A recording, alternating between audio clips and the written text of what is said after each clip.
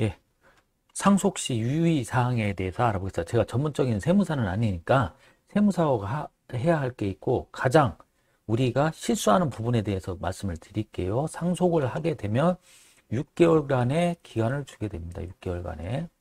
6개월간의 기간을 두고 대략적으로 5억 원, 5억 원까지는 이제 후손들 혹은 배우자분들 포함해서 5억 원까지는 그냥 공제를 받는다. 내가 뭐 서울시, 뭐 강남이나 거기를 제외하고 나머지 저와 같은 광역시에 있는 데라고 하면은 아파트가 2억에서 한 5억 원 정도 하잖아요.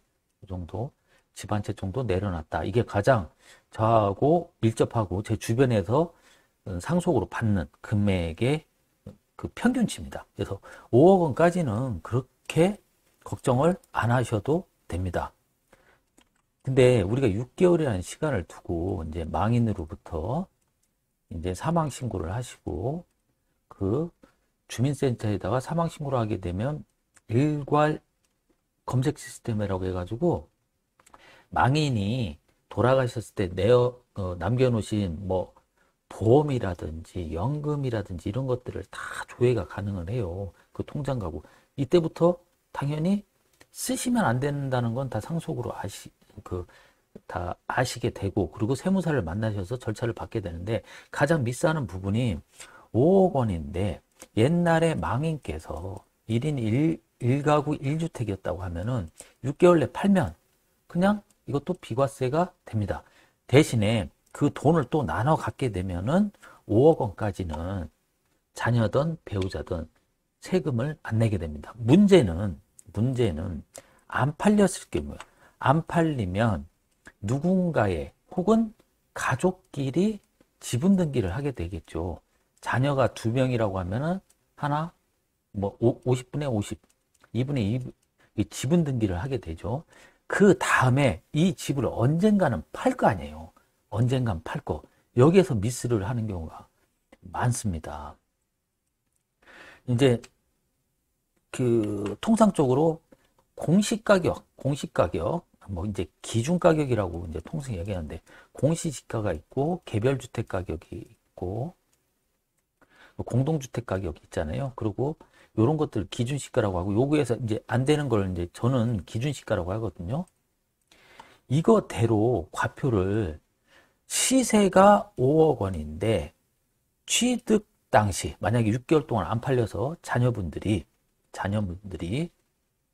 5억 원짜리를 어떻게 해야 하면 대략적으로 이 기준시가, 공시지가, 개별주택 가격, 뭐 이런 공동주택 가격으로 과표대로 신고를 해요. 제가 다시 한번 설명해 드릴게요. 시세가 5억이라고 하면은 우리가 과세관청에서는 이거를 대략적으로 2억 원 정도밖에 안 봅니다. 2억에서 2억 5천.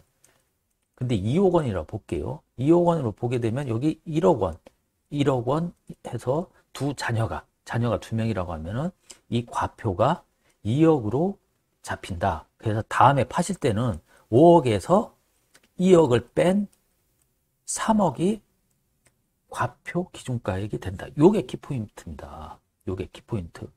취득세는 이걸로 내신 거예요. 취득세는 2억으로. 근데 5억을 한참 지나서 주택이든 상가든 토지든 이게 문제되는 거예요.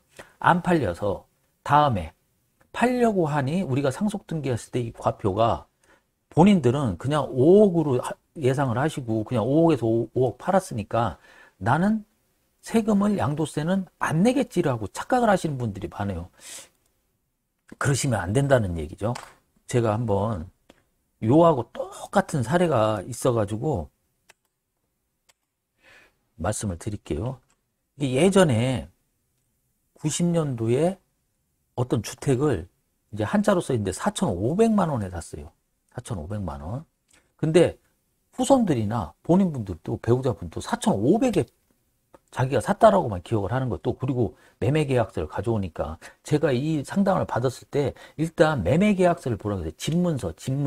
집문서를 찾아보라고 했어요. 집문서를 찾아봤는데 본인들은 4,500이래. 그러니까 4,500에 이게 만약에 2억이라고 하면 2억에서 4,500본 이 과세 표준으로 뭐 이렇게 계산을 해야 되지 않느냐. 근데 그렇지가 않아요. 노무현 대통령 이전 2006년도에 등기한 것들은 다 공시지가들이었어요. 기준시가, 개별주택가격 이렇게. 그러니까 미스하시면 안 된다는 거지. 그래서 세금 낸 과표 계산서가 있을 거다. 이게 과표 계산서거든요. 과세표준. 4,500에 샀지만 실질적으로 120 얼마밖에 안 냈던 거예요. 그럼 과표가 어떻게 돼요? 1,200만 원. 이게 1,298만 원이라고 써있죠.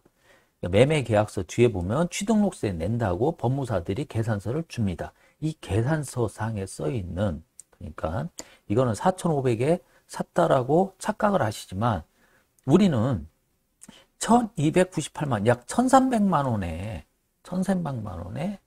등기 가액이 된다. 그래서 이 금액이 아닌 양도세를 계산하실 때는 요 금액이다. 근데 우리가 또 시행착오를 겪으면 안 되잖아요. 시행착오를.